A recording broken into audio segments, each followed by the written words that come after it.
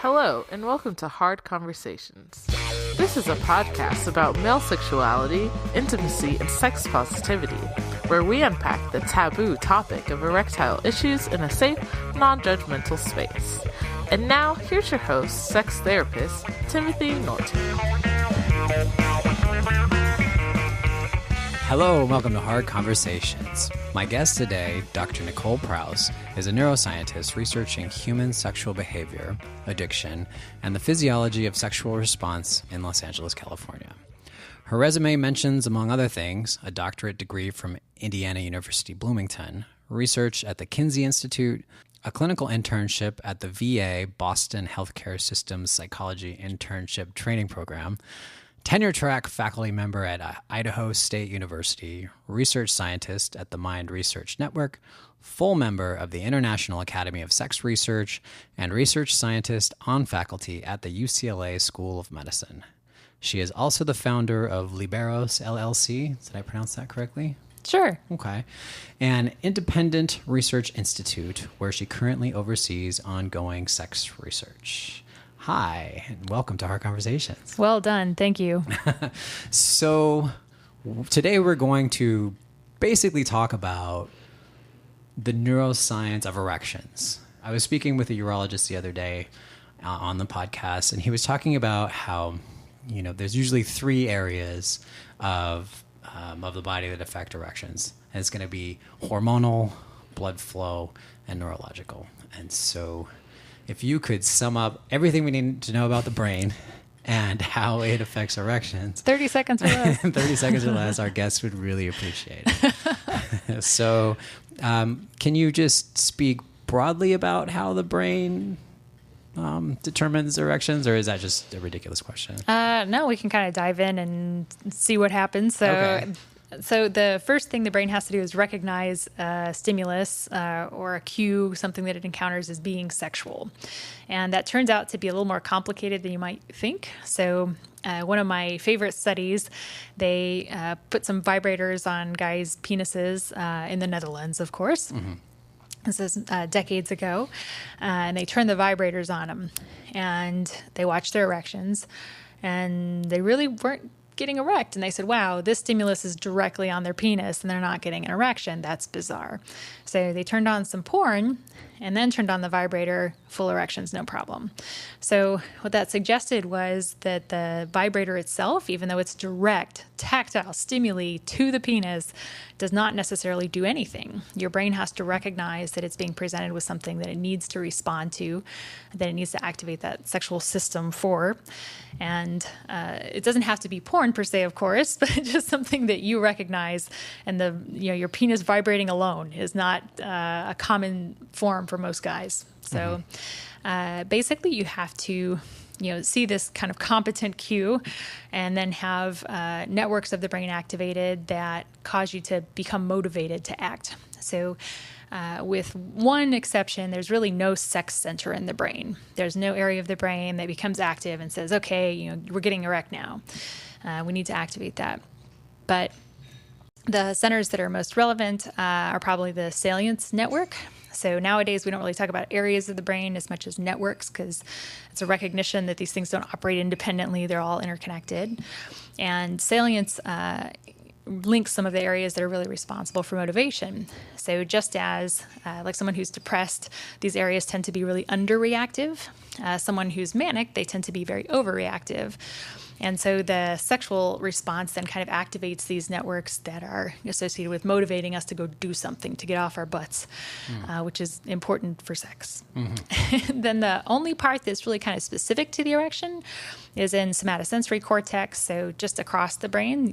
You've maybe seen these body maps before where it says, oh, your lips are here and your arms are here, across the top on the outside. And there's an area for the penis too. And it also becomes active when you watch the things being done to a penis on a screen. So there's some mirroring that occurs there, although we don't know a lot about those. So that's broadly kind of how things work. That is, you certainly can sense things from the genitals going up to the central nervous system, to the brain. But you really have to have that central activation or you're not going to get anything downstream. Okay. And that sounds like kind of a lot to stay on top of. Yeah. In terms, like, you even mentioned one area that we don't know a lot about, and it just seems like with something as complicated as the brain, that there's really a lot of things that are operating at the same time. There's a lot going on, yes. So one thing that I've always kind of struggled with is I do get really excited about neuroimaging studies, but I sit and think about it and I say, well, that's just one picture of 1 second of the brain at one point in time. Mm-hmm. So isn't it kind of hard to make a huge generalization about that? Like, how do Yeah, it really depends what you're trying to comment on. So there are some things I wouldn't want to step as far as, like, I don't know if the stuff we're measuring in the lab really applies to partnered sex in a lot of cases. And there's some reason to think, now that I have data on 250 people having sex in my lab, that You do? I do. I don't think that it does apply. And I think we're about to change a lot of that literature. And so, trying to step and think, like, how generalizable is this, as a laboratory? And so on the other hand, if you're trying to study something, like I always say, a vagina is a vagina is a vagina. At some point, if you're just trying to study blood flow dynamics in the vulva, you basically just need someone who has a functioning vulva. And then you can comment broadly on when blood does go in this area, however I got it there.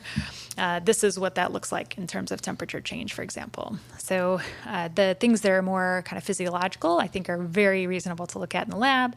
And kind of the further and further we get from that, then we have to worry about, like, is this really going to generalize to a partnered setting, which is usually what people care the most about. Right. And usually how we hear the data reported. Like, it'll be a study that did some fMRI technology, and then they'll say, this means you want to have sex every 30 seconds. Yeah. And you could. Please your partner by doing this new XYZ move. Right. So, according to neuroscientists around the world. Yeah, we didn't say that.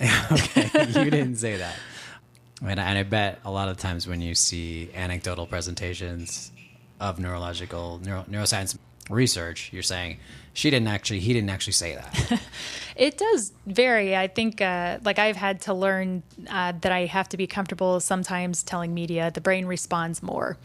And what I mean is there was enhanced late positive potential at the positive 500 millisecond mark for the stimulus comparing the neutral to that substance. I'm like, okay, the brain responds more. Okay. And so there has to be compromises made. And it's like, the more you do that kind of work, you recognize, hopefully when your colleagues are doing that, that they're really more careful than that, but you have to be able to communicate. Mm-hmm. So. Okay. And so one of the areas that gets a lot of publicity these days is porn. Mm-hmm. Porn is, obviously being watched by hundreds of millions of people every day, and Pornhub puts out its statistics every year of just how many people are, and it's massive. And so I do see these headlines every now and then about neuroscientific findings about porn, but when I really thumb through the research, I'm not really finding a ton of it outside of you. Not a ton of it where they actually got the approval for the funding for the study, where they're actually in a laboratory and somebody's actually masturbating and they're actually looking at their brain. Like, I see generalized video game studies and internet studies and other things, but not. Is there? You tell us about how much data there actually is on good data. Yeah, I think it does depend kind of how you're slicing it. So I sometimes see people say, oh, there's so little known about porn in the brain. I say, you've got to be kidding me. There are 40 years. So there's one of the most widely used emotion stimulus sets in all of neuroscience is something called the International Affective Picture System, or IAPS. And this stimulus set contains pornography. It's been used all over the world. There are thousands of studies with it. So if you say, do we know how porn affects the brain? I was like, yes. We have a lot of data looking at erotic cues that are visual. Now, films, of course, have been more recent, but even in that respect, this is most commonly how psychophysiologists provoke a response in the lab. I would say 95% of sex labs use porn to provoke sexual response. So really, really common stimulus. What's maybe atypical is usually that stimulus doesn't last like max 5 minutes. We might hit 3 minutes most commonly. And so you can ask again, like, well, how generalizable is that? And so what I am trying to do in my work is exactly to take the next step and say, we need to be looking at the full response to really understand how people are interacting with and viewing porn, to understand what is sitting down and viewing a film versus what most people are doing to it, which is masturbating, versus then transferring that to something with a partner. Mm-hmm. So a lot of that old IAPS research, people probably wouldn't have been masturbating in a lot of those studies while getting the visual cues. Masturbation is almost always prohibited in our lab studies. We explicitly tell people don't do that. Okay, right. And so is that part of the reason why you have your own research thing now? It is. So we had two things happen while I was at UCLA. I'd applied to do a study looking at orgasm response in the lab. And they were okay with me vibrating genitals, but I had to promise that I would never have anyone have an orgasm. And usually an ethics board is required to give you a safety or privacy concern that you can respond to, get your study adjusted and approved so it's something you can do. And they refused to give us any. They just said, you have to remove the orgasm component. And I said, I'm not going to do that. It's about orgasm. And so, we had like a letter writing campaign. A bunch of my colleagues wrote in and said, like, this is real science. I don't know, like what's going on. The chair personally said, like, he was really uncomfortable with the topic. I was like, well, then we need another chair on this board. But we couldn't get it through. And so that's just dead in the water. If you can't get your stuff through ethics board, you can't do the study.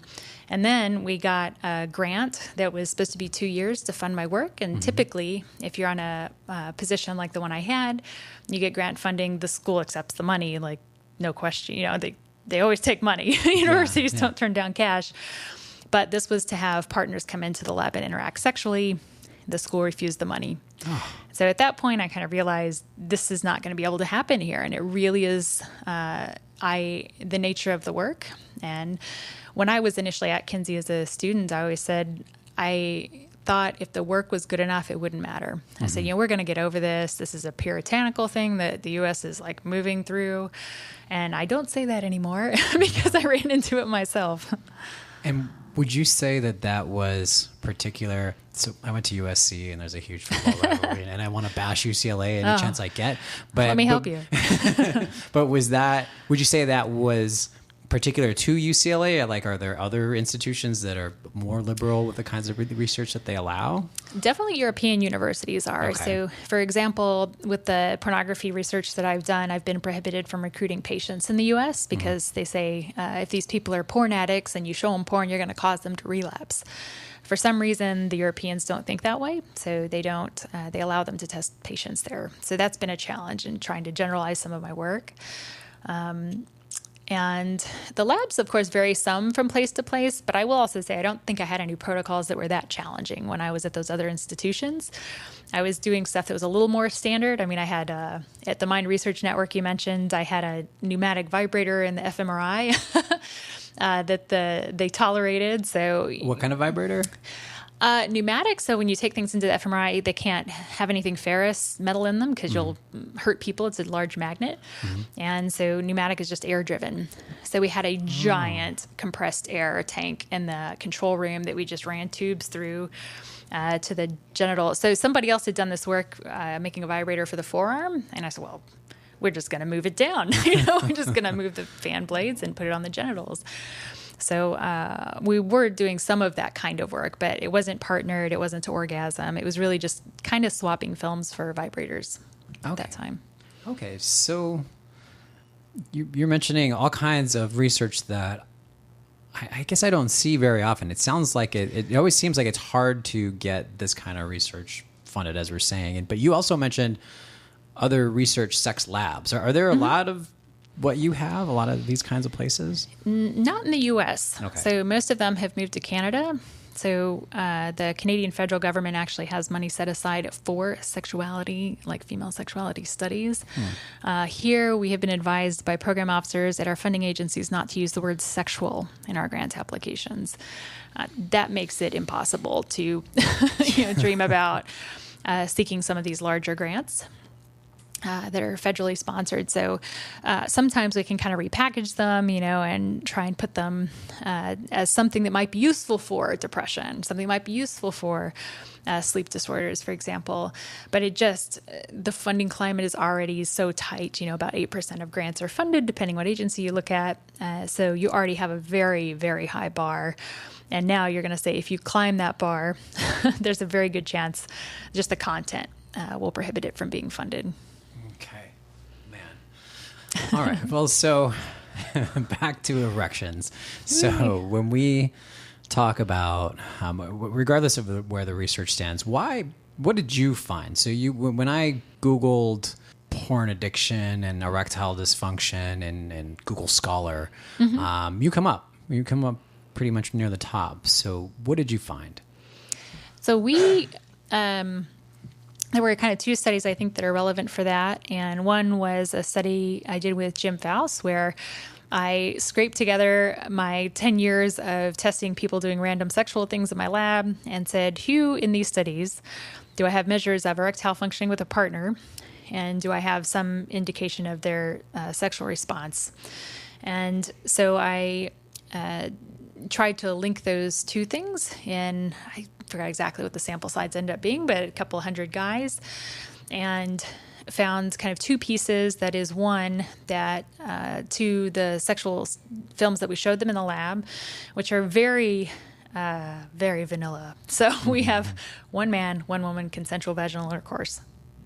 That's the definition of a sex film that 99% of us use in the lab. Okay. And so you could argue, if someone has been viewing a lot and you're making the argument that someone should escalate their use, that the nature of porn is such that you have to continue to see things that are more extreme or it doesn't work, then you would expect that someone who thinks they're struggling in this area or has a lot of porn exposure is then not going to be responsive to these kind of lower level stimuli. And we didn't find that. In fact, we found the opposite. That was guys who'd had kind of more exposure to the films actually reported feeling more sexually aroused. And for guys, this is not the case for women, but for guys, their self-reported sexual arousal and their erectile responses are highly correlated most commonly. So it could be that wasn't the case in this study. We didn't record erectile responses, but there's good reason to think that they should be. And there was another lab that did that work with penile measurements. But the other piece of ours, before I get to that, is then we looked at just the porn viewing with their erectile functioning using the International Index of Erectile Functioning questionnaire, and there was no relationship there.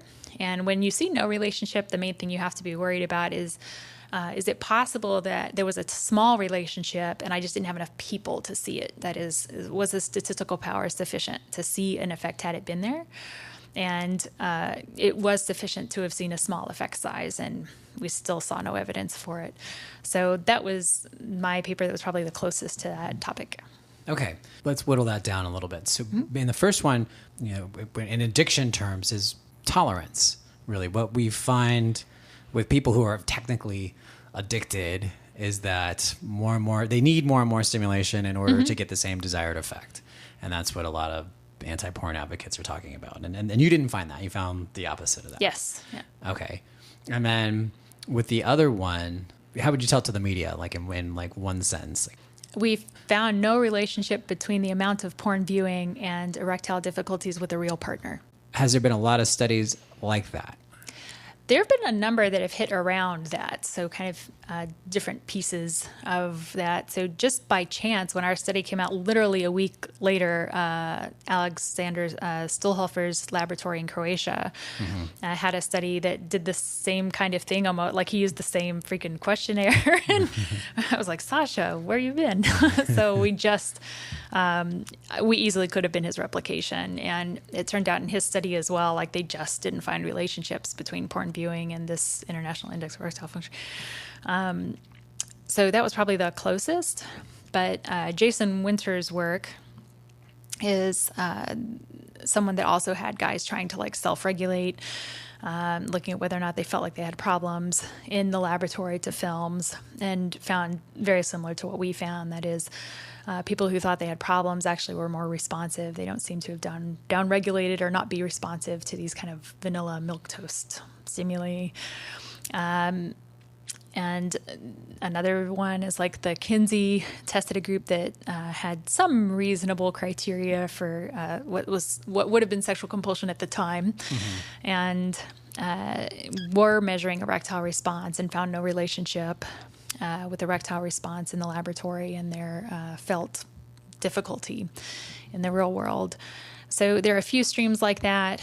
Then there's some broader ones, like there's a study out of Netherlands just last year that was the first that had a nationally representative sample. So part of what we always work with laboratory is we have to be aware, who is it that's walking in our door, who's willing to come do these studies.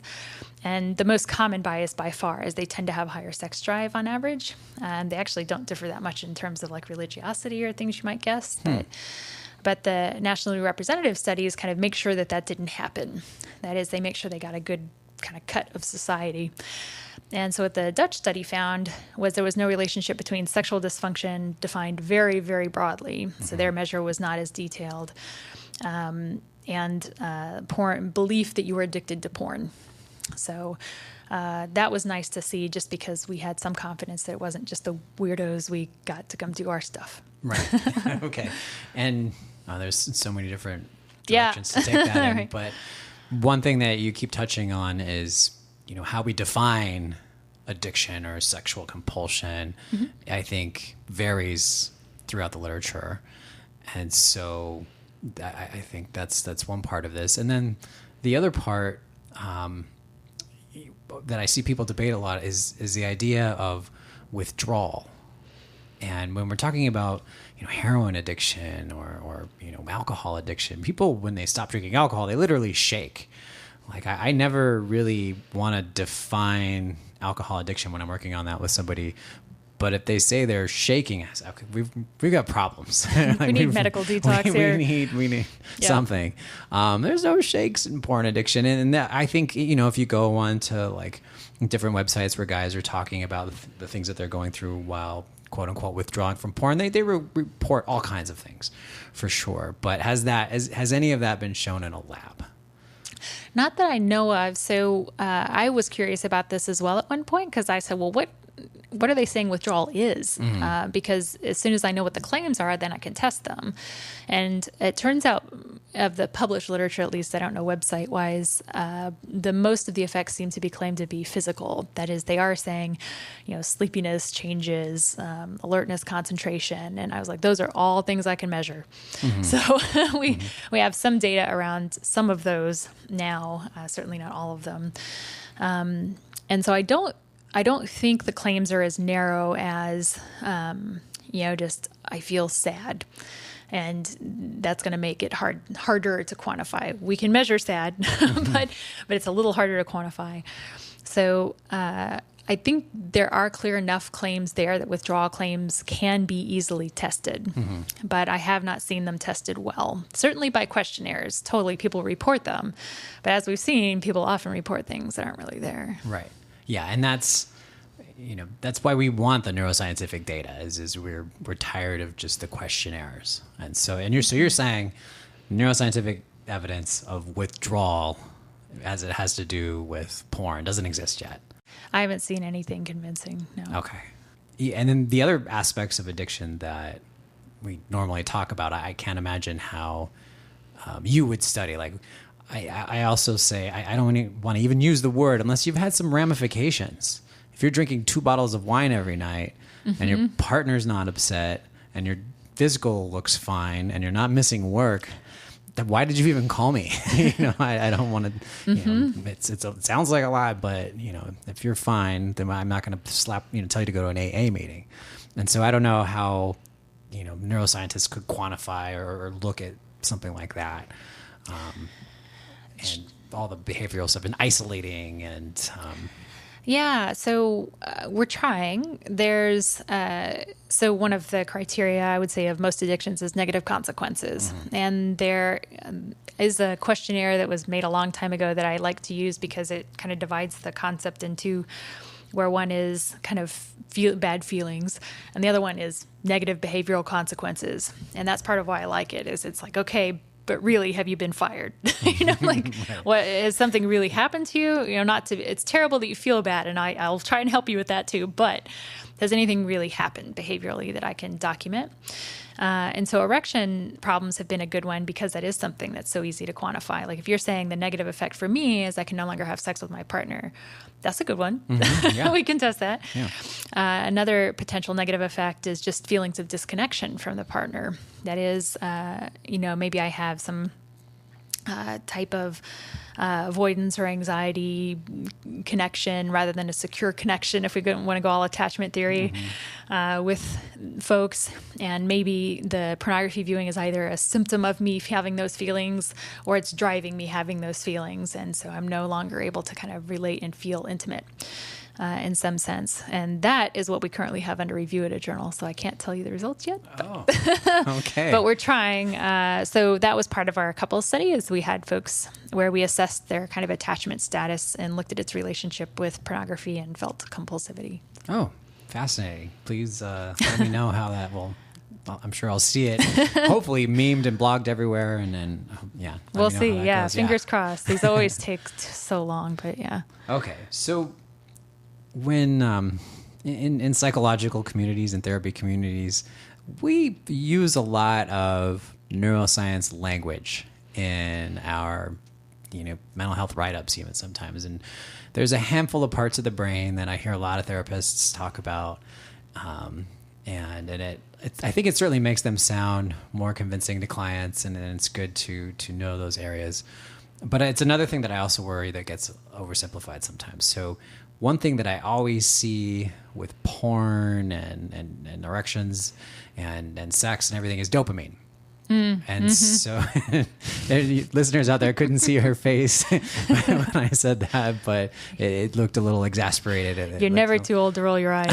You're never too old. So someone's understanding, if they just looked at the headlines, was, look at porn, get dopamine, get addicted to dopamine, and eventually you don't get any dopamine from porn and you're depressed and you don't get erections. So that sounds terrible. I get the sense that this problem will be 1,000 times bigger than what we're talking about, because when I look at the numbers on Pornhub, A, but B, I've also seen some headlines around how we do oversimplify dopamine and that it's actually a little more nuanced than just this pleasure chemical, so to speak. So there are a few things with dopamine that I would love to never see again. And that, what you just mentioned is probably the biggest one. That is, there was some really seminal important work done by Schultz years ago showing that dopamine is not responsible for pleasure. That is not a pleasure chemical, period. Do not call it pleasure. Okay. Dopamine is not pleasure. Dopamine surrounds pleasure. It's around pleasure. It happens also when pleasure happens often, but not all the time. And so what I'm trying to get at is the main function of, dopamine has multiple functions, but in this context, its main purpose is to help us learn. And so when you see something that's novel, your brain tags it by saying, dopamine, salience network, come online. We need to remember what just happened. We didn't know that this was a thing. So pay attention, brain. And it helps us learn in that way. And then again, some people will say, yes, and these neuroplasticity changes. I was like, you mean learning? That's learning. So neuroplasticity is like this big word people like to throw in with dopamine. And there's really, there's nothing super stimulus about porn. That is, it does not. So one of the challenges like with cocaine is it is driving the system using its natural centers harder than it can drive itself. So the exogenous substance comes into the body and can occupy more of the dopamine receptors than we would be able to by doing anything, running or masturbating. Porn can't do that. Masturbation can't do that. It can't occupy more of the dopamine receptors than are naturally able to be occupied. They are an endogenous function, and so they use endogenous systems to generate their feelings of pleasure. I'm going to go out on a limb with endo and exo, endogenous and exogenous. So exogenous being external stimuli coming in, and endogenous meth, stuff. That's alcohol, right. And endogenous being things that happen inside of your body. Yep, exactly. Okay. And so it's to some extent like your body self-limits. It's like you can only drive the system so hard. And so sometimes I see people describe porn as having like some incredible, like it's driving the system. I said, porn isn't going to do anything that you are not doing with it. By paying attention to it, by engaging in a fantasy with the material that you're encountering, in the same way that I can turn a vibrator on your penis and not have you have an erectile response, I can show you a porn film and ask you, watch this film as a director. Critique the appearance of the actresses, pay attention to the lighting, think about how awful the dialogue is, if there is any dialogue. And blammo, you still got all the content of the sexual stimulus, but you don't have a sexual response to it. And that's a particular type of emotion regulation that we often refer to as reframing. So it's an alternative strategy is like distraction. So just, taking your brain somewhere else while you're watching the thing. And so that's kind of another piece is that, it's just by having this thing presented to you that is these images coming in, you can only drive the system so hard, and it's not done automatically. That is, this dopamine is not, I see, bathing the brain. It's not bathing the brain. It's not, there's no bath. There's nothing super stimulus about it. That is, it's not driving the receptors harder than they're able to endogenously drive themselves.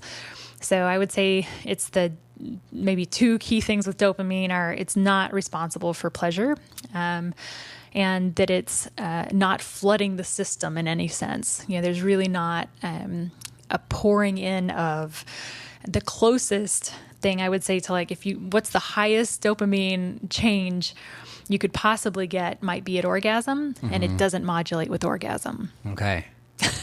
Okay. So increases with sexual arousal, but not at orgasm, which is weird.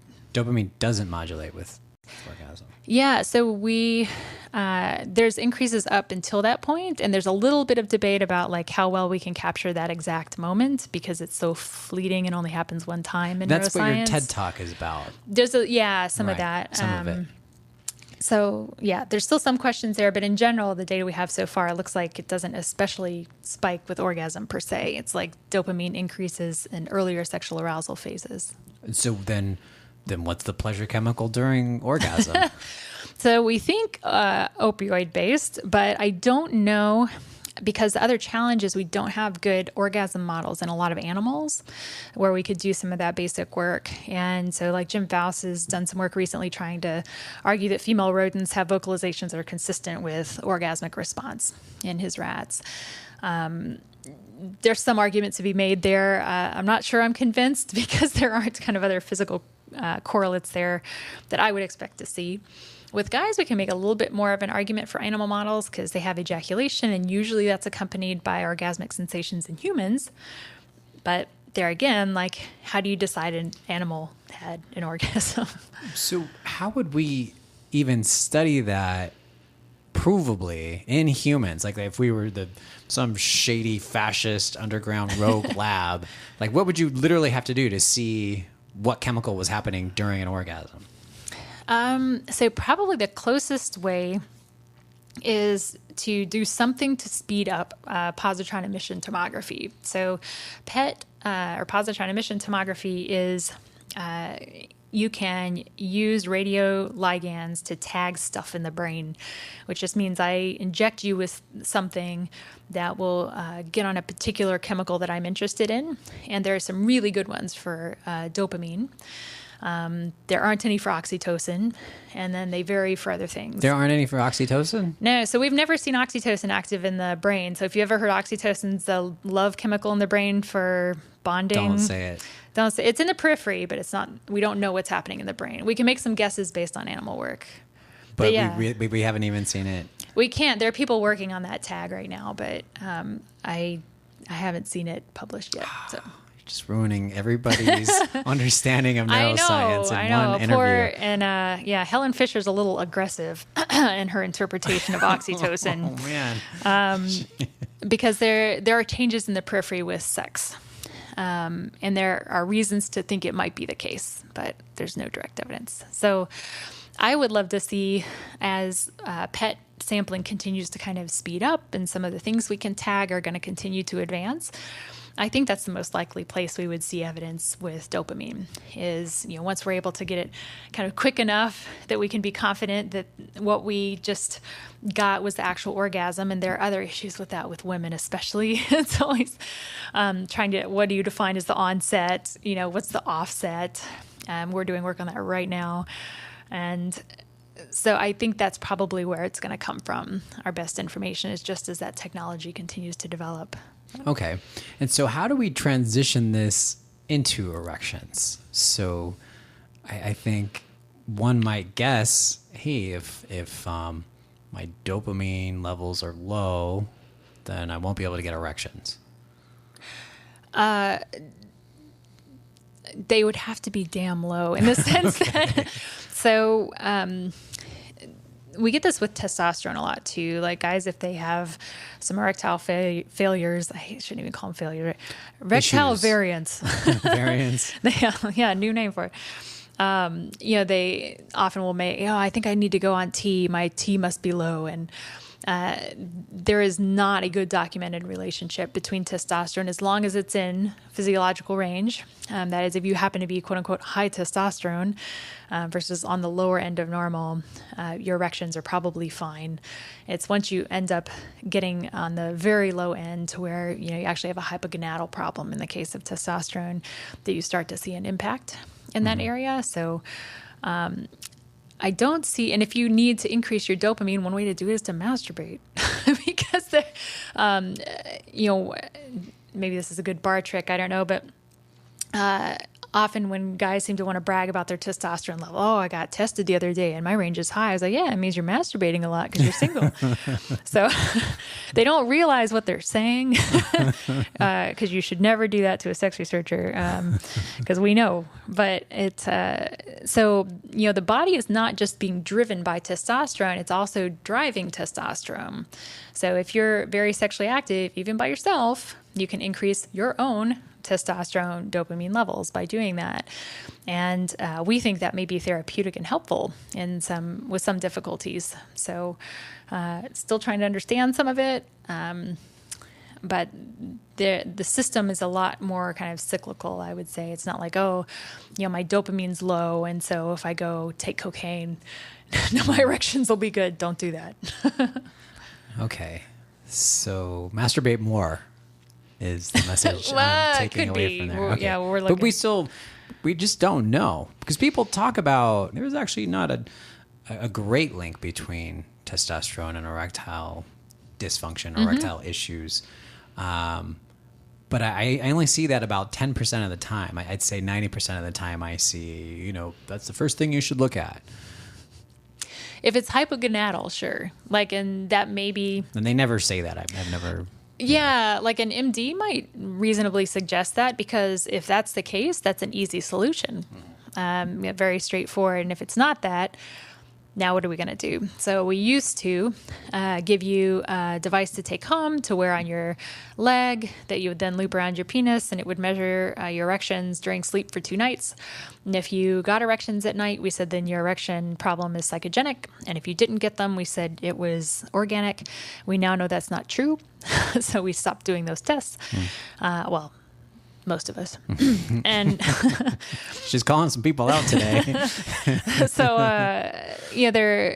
and because I think Viagra is now so available and so cheap in most cases, I think there's very little interest in looking at etiology. If you're a physician and somebody comes in and says, my erection's bothering me, you just give them a prescription for a PDE5 inhibitor, whatever that class is. And so I don't know that people are doing that work anymore, to really think through where is this coming from, why, and the doctors don't really need to in the sense that, unless it's hypogonadal, really kind of severe problem that has clear medications to address, then they're not going to go through testing anymore because it really doesn't differentiate. And here we have this pill that's super effective. So, yeah. Okay.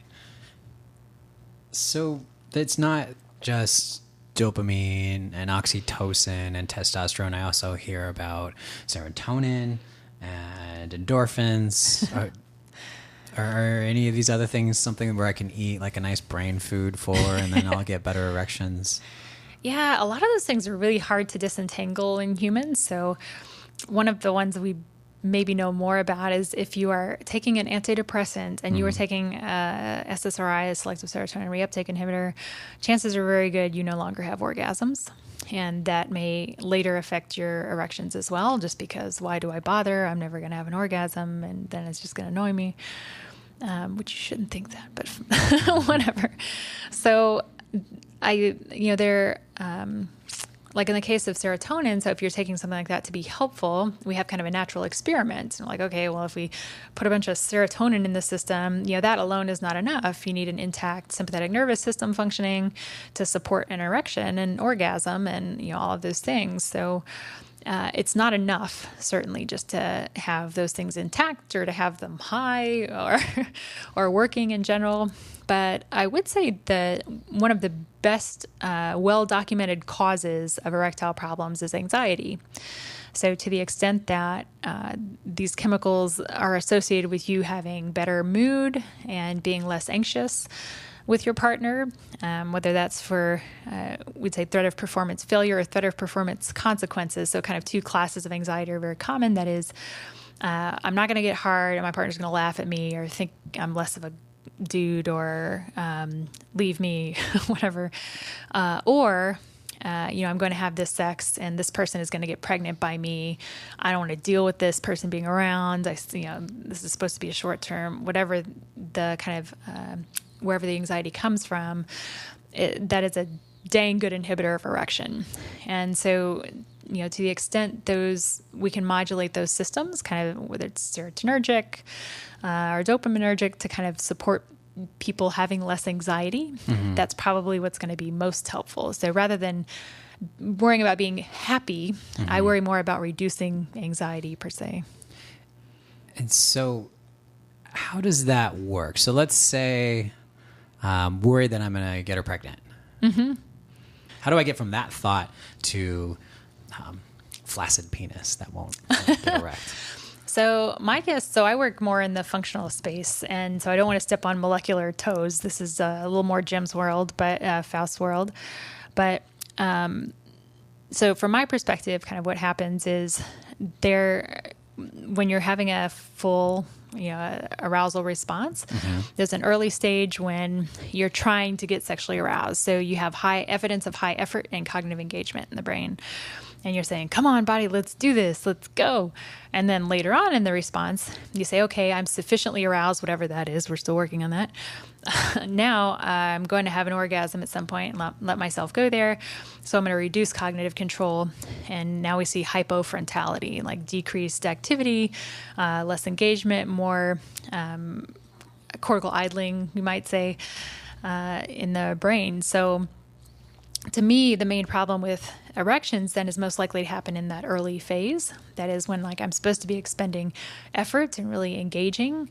And so if I get a little bit of anxiety, it can actually help me. That's the roller coaster study. You come off a roller coaster, your heart's beating a little faster and you attribute it to that cute person, you see off the roller coaster. And so you respond a little bit more than you might otherwise.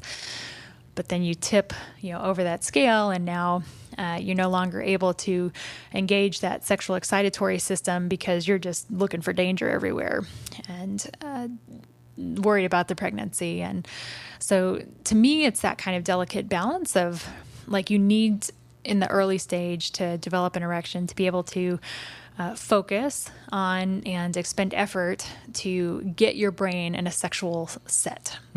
So that is, I am now in a sexual situation, and that's what I'm thinking about. I'm not thinking about pregnancy situation. I'm not thinking about. But you are a little riled up. You're a little. There's some Yerkes-Dodson curve there. So that's the optimal arousal idea. That is, and this exists in many systems, of course, that you need a little bit of activation. But I would say in this case, the activation has to be of a type, that's those motivational systems. That's not strong frontal inhibitory activity that's going to shut that down. Okay. So would it be a little bit of cortisol in the beginning? Yes, that's fair. Okay. I feel okay with that. And then, and I doubt we could study this live, but then we'd want Watch me. Are you doing it? But then we'd No. want it to drop. So we could, it sounded like you were saying, so we could be more present in the sex. So the frontal lobe activity would slow down. Yeah. Part of what I love is this stuff feeds, I think, right into sensate focus. It's like maybe they didn't think of it as doing that, but I do. Okay. I think maybe part of what the mechanism is for that exercise working is partially like, I'm just going to be touched and I'm just going to feel it. And I'm not going to, I'm just going to concentrate on getting my head in this thing and feeling everything as much as I can feel it. Mm-hmm. And I'm not worrying about where it's going or, having these other inhibitory things come on. And I'm not worried about trying to have an orgasm. That's, week 8 or whatever on the sensate focus. So I think it might be getting at some of those things, which I always love when you find like afterwards, oh, that's probably the mechanism. Yeah. And then thousands of old time sex therapists would be saying, I told you. Yeah. You can tell me anything new. But so neurologically, you say sensate focus, and maybe I should talk about what that basically is homework that your sex therapist gives you where you very gradually touch each other in a very mindful way, and initially in a non-sexual way, like a non-penetrative sexual way, and you gradually increase that touch and mindfulness over time until you're back firing on all cylinders. And so from your understanding of the brain and what happens to the brain during sexual arousal, that seems like a good model. Yeah, I like it a lot for that. Okay. And so name drop some of the chemicals that would be happening at the same time as those sensate focus exercises or regions or... So yeah, I've never seen anyone try and do sensate focus and record anything at the same time. There has been some PET work done by Yannico Georgiadis, who is in Europe with guys being masturbated by their female partners with their head in the scanner. So in their case, he again is focused on some of these motivational salience networks. And so you don't see the strong engagement of, again, like frontal systems that are going to be monitoring and doing what I associate with spectatoring. So that other kind of concept that is, I'm not engaged in the sexual act itself. I'm kind of looking in from the outside, evaluating how fat I look or how much my partner's going to leave me rather than just feeling the sensations. And so his people are all functional. They're screened to not have issues, significant sexual issues. And so that's largely what he's documented with the partners is just this increase in kind of motivational stance and salience network. So kind of nucleus accumbens, ventral striatum are classic in this respect. He's also looked at women tagging dopamine while they masturbate to orgasm, so without a partner. And there, is evidence. He was specifically, so with PET, you have to pick what you're looking at. And he specifically picked dopamine. So there were increases during sexual arousal, orgasm, maybe not, some debate. So those kind of changes are happening, but we don't have great evidence for them with partnered acts. They're really, really thin. And then the stuff that we do have that's partnered is mainly like fMRI kinds of work. And sometimes it's not well characterized exactly what the partners are doing. So that's part of what, again, like with our, the 250 people we had through, we're trying to get away from porn models and really use partnered stimulation to see if this is really the same thing. So if I can go a little aside, if I haven't been going aside the whole time, there are big distinctions between porn in the brain and partnered touch in the brain. And this is part of why I don't expect there to be erectile problems due to porn use, is because they really seem to be completely different processes. So if you're just watching a film, we'd say that's a secondary reinforcer, because you're watching it and saying, wow, normally I would be masturbating right now. This is kind of weird to sit in a lab and watch porn. Or, I would be getting my partner in here because I'm like ready to go. And I would like to start having sex now, please. Whereas the partnered situation is the primary reward. So this is actual, touch. And social touch is really cool. There's a lot of really neat work done on social touch that we're now expanding with Jim Cohen, who has done a lot of work in this area with hand holding. I say we got to move the hands down, Jim. And so these look very different. Another way you could think of it is like when somebody followed people after we showed them porn in the lab, a lab in the Netherlands, and it turns out people are much more likely to have sex with their partner when they get home from one of our studies. So clearly the porn was not satisfying. That is, porn is not a primary reward. And primary and secondary rewards are represented very differently in the brain. So it's really important that we don't try and make generalizations about how sex works based on porn studies, because I think we're studying very different things. And I really want to see a lot of work done with couples, and if not with couples, at least with vibrators, so that we're doing direct genital stimulation and can really talk about how that might generalize to situations people care more about. Yeah, it does sound like that's work that's really necessary. But unfortunately, probably not going to take place in an American university. That's why I am where I am. Right. Yep. Yeah. And how long have you had this setup? For 5 years? 3 years now. 3 years. Still pretty young, yeah. Okay.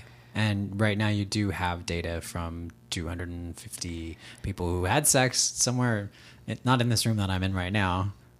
No. Okay. That's down the hall. Somewhere down the hall.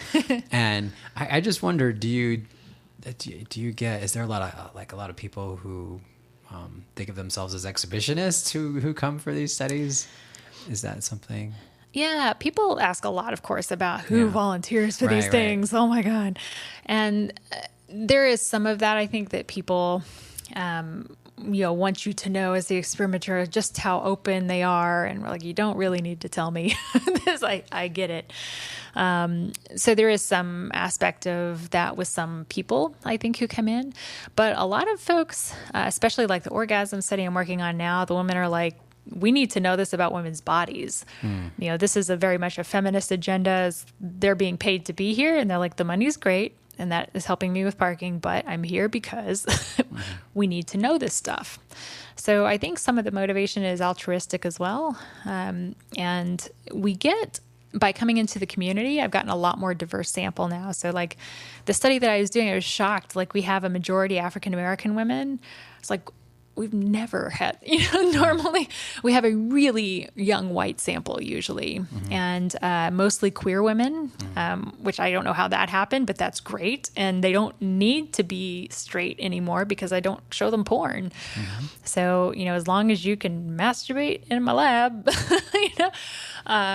so we're making, I think, a lot of strides and figuring out, how to do this in different settings.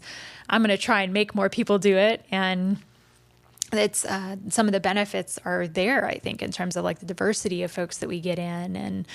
And it's not all folks who are just extreme. And again, it really depends what we're studying. So if I just need to see the brain at orgasm, all I need is an orgasm. I don't really care how you got there. That is, they should look very similar.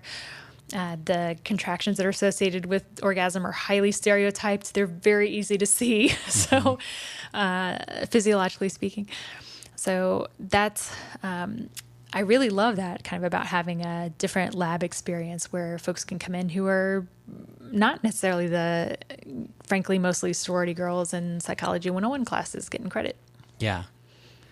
I think I participated in like 50 of those as an undergrad. You're skewing us. I really probably messing it all up. Okay. So, wow, this is all, well, some of it's kind of a bummer because, I think as clinicians, we feel like we know something about oxytocin and dopamine and how those things interact with the brain and affect behavior. And you're kind of, I don't know if you're saying that it's all wrong, but I feel like you're saying maybe we're overgeneralizing with some of our broad statements. I think there are, of course, elements of truth to all of this. It's like none of that would be sticky if it was just off the wall. So the dopamine modulates with sex. It does. We're working on exactly how and under what circumstances and at what time exactly that's happening. And we know it's not pleasure. So what is generating the pleasure? And for example, when people have an orgasm, they have all kinds of different reports about it. And I was like, dude, it is the same physical thing. From a physiologist perspective, I was like, it happened? It didn't happen. It's like, so why are you saying that one sucked? And I'm like, you had 14 contractions and you're telling me, that was amazing. And this person was not satisfied with 20. And so like that variance, I think, is really important to keep capturing for us as well, because that's the psychophysiologist is psychology and physiology. And if you just get the physiology without kind of being able to translate into what the patient says when they walk in the door, then we're not helping you very much.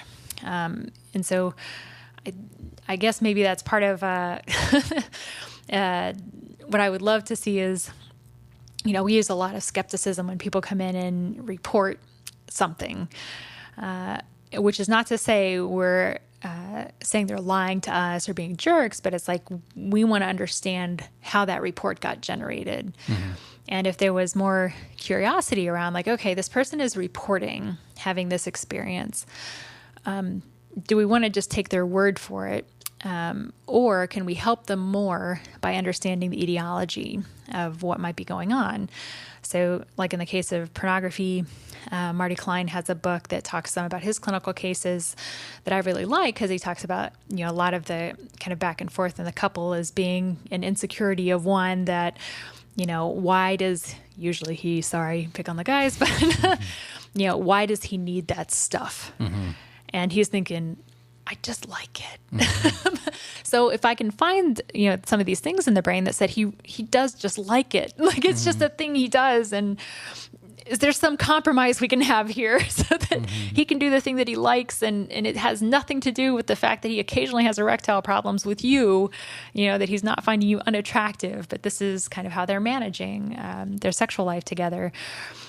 So that's why I really like the psychophysiology approach, is I think, hopefully what we're finding in the lab can map on more to help a clinician say, if this person's having this report, I know that when tested, that they're not actually likely to be having erectile problems due to the pornography viewing itself. So it could be a bellwether of something else. If I'm dissatisfied with sex from my partner, maybe I am unattracted to them.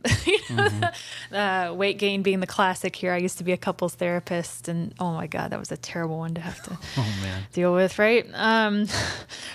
So, he's not watching the porn potentially because, he's addicted to it, but it's like, I just don't know how to have that conversation with my partner. Maybe I shouldn't have that conversation, because how do you tell your life partner that I don't want to have sex with you anymore? That's a horrible conversation to have. And maybe you shouldn't, I don't know.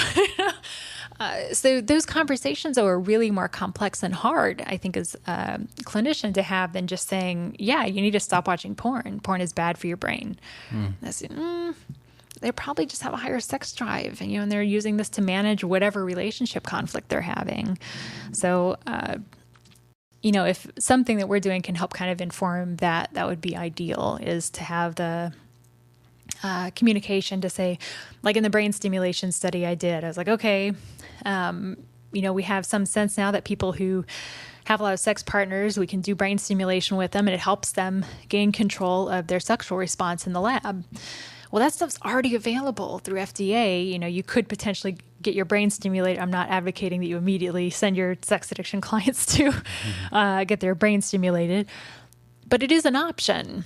And I don't see discussion about that, because I think that is viewing it as more of a sexual desire or urge problem, where there's not that evidence. Wait, what can people do?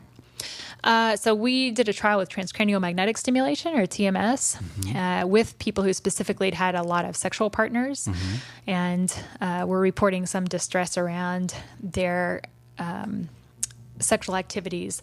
So they'd say, yes, I had fun. Yes, it was consensual, but I didn't plan to do that when I went out that night. That was a bit much. And so we looked at so these folks tend to be very reactive to sexual cues. So if you show them one of these sexual images, their brain is very reactive to even like the hint of sex. So something romantic that's shadowy and doesn't show penetration, they're still brain very responsive to it. And whereas people who have lower drive and don't get as much trouble, their brain doesn't respond to those cues until the cues are pretty explicit. Like you have to have this. Okay, that's definitely sex, no doubt about it. These are not just hugging and kissing people. And so we kind of took that principle and said, so we know these people are likely responding very strongly to the sexual cues. So can I stimulate their brain using this TMS device in a way that decreases their brain's responsiveness to these cues? Because we know that the responsiveness predicts their sexual behavior in the near future. Mm-hmm. So we were able to modulate their brain's responsiveness in the lab. And so that's the reason to think, the next step could be trying that to help you kind of manage the sexual urge. But no one ever talks about these, which drives me nuts. It's like it's a very, it's already FDA approved for all these other applications. And, that means it could potentially be talked about off-label use if an MD were to agree to that, and think it was a useful thing to try. So, we do that work, but sometimes I think it's so mechanistic and really testing things that I don't write it in the way that necessarily translates as easily, because I don't want to make claims that are too strong, because I don't want to go and say, oh, here's the next treatment, don't give them naloxone, send them to TMS treatment. And I was like, actually don't, I would say don't go send people all to TMS treatment right away, but it could be an option. There's already some data suggesting that could help people manage their sexual urges. Okay. And is it stuff that, would the TMS provider have to know the kind of work that you guys did, or is it actually pretty easy for them to, is there like a patch? Is there an app? Yeah, TMS is funny because of the depression approval. Mm-hmm. There are now a ton of centers, especially in LA. Yeah, I get calls all the time. Yeah, to do this stuff. And so the centers usually have a tech and an MD. And the MD is present because there is a risk of seizures if you have a personal history or a family history. We do a really good job of screening out now, so it's very, very rare for someone to have a seizure, but you still need someone nearby just in case that were to happen. And sometimes those centers will require that the MD also meet with the patient. Sometimes they're okay taking referrals. I've just seen it vary. The tech themselves doesn't necessarily know. They may just see, okay, stimulate dorsolateral prefrontal cortex at this frequency with this device, using theta burst stimulation. The stimulation itself is 5 minutes. And for depression treatments, it's done, somewhere around like 12 to 16 times. And the response to it is logarithmic in the sense that the biggest effects occur earliest in treatment, and then it kind of peters off towards the end in terms of effect size. So, and this is not direct current stimulation. So there are lots of different types of brain stimulation, and direct current is one that there's a lot of debate as to whether it's even getting through the cranium, and is it really having the effects we think. TMS is getting in. It's definitely getting in. But there is more debate about how targeted we are exactly, and when we stimulate this area, what network is it propagating through primarily? But it is not your mama's electroconvulsive therapy. We are not doing any CT anymore with the TMS. And I think it's a really fascinating option. If it's something that makes sense for that patient and that the MD agrees is safe, maybe. Give it a shot. Okay. And I've actually gone over an hour. I just wanted to see if there was anything that you were excited about for the future of like neuroscience research. And yeah, as you might imagine, it's all partners for me. So there is so little work being done kind of on the high end of stimulation. So we have people doing their first like 5 minutes of sexual arousal alone. without touching anything. And that's fine. And there's a lot of that. So, I wouldn't say porn studies are in their infancy. I'd say they are mature. And now we need to stop doing that and go to some better models that better resemble actual sexual behaviors to see if porn actually has anything to do with how the brain is responding under conditions of erotic touch. Right. So there's probably never been the study of what we think of as the quote unquote porn addict who's sitting there masturbating for 5 hours, going from thing to thing to image. So nobody's done that. Yeah, that's another good, I've always been curious when I hear someone like, I looked at porn for 5 hours, and I want to sit them down and say, okay, so when you start, tell me about starting, and tell me, so were you masturbating the whole time? Were you erect the whole time? Did that change? How many orgasms did you have? Were they all ejaculatory? I have never seen a study that asks those simple questions in detail. And it really matters. For the stuff I'm testing, I need to know, is it that you're having 3 orgasms in that time? Because that's a very different model of what the porn effects are than just, I watched a movie and wasn't touching myself, and I just find porn movies more interesting than Hollywood movies. I doubt that's the case, but we don't know. Why don't we know? But it does happen. Well, according to self-report anyways, and I had to learn this in doing sex therapy intakes, is do you watch porn? And that's a different question than do you masturbate to the porn? And some people, every once in a while, they'll say no, and I'm always caught off guard. Why? But sometimes, people. And even more that, when you masturbate, how are you masturbating? What does that pattern look like? Because I just, exactly, that's what I'm always confused about. It's what are you doing for 5 hours? I need to, somewhat tongue in cheek, but I also need to understand that process. So am I talking about multiple orgasms to where I need to think about really quantifying refractory periods in a more sophisticated way than they have been before, because those are almost all self-report too. Or is that not possible because they're generally only having the one orgasm at the end? And that's the big event when you find the perfect film. I don't know. I don't know if anybody knows. But you want to find out. And you are putting a lot of time and effort and energy into this work. And I want to thank you for doing that. Because I know it is hard to come by this kind of data, and I know, as a sex therapist, I want to have it. I want to be able to share it with clients and, let them know that I'm not just making this stuff up. So your work is really important, and I hope whoever's funding all of this, that they triple and quadruple and let you see thousands of couples in here, because it's really important. I appreciate it. Yeah, I hope that I keep having nice people who are willing to come in and do the studies as well. I think as a scientist, we sometimes forget how lucky we are that people are willing to trust us and that we're going to protect their privacy and safety and all that good stuff. So thank goodness for the research subjects too. Yeah. Okay. So that's a call for people to sign up for sex studies. Oh, was it? I'll say it because we need to know this stuff. Well, thank you so much for your time. And any last thing, or how can people find you out on the internet and everything? I'm liberoscenter.com, LIBEROS center, all one word, .com. And I tweet sometimes about motorcycles at Nicole R. Prause. Nicole R. Prause. All right. Well, thank you so much. Thanks. Thanks to the show's executive producer, Robin Morrison. Thanks to Kat Murphy, director of social media. Thanks to Team Scrub for the music.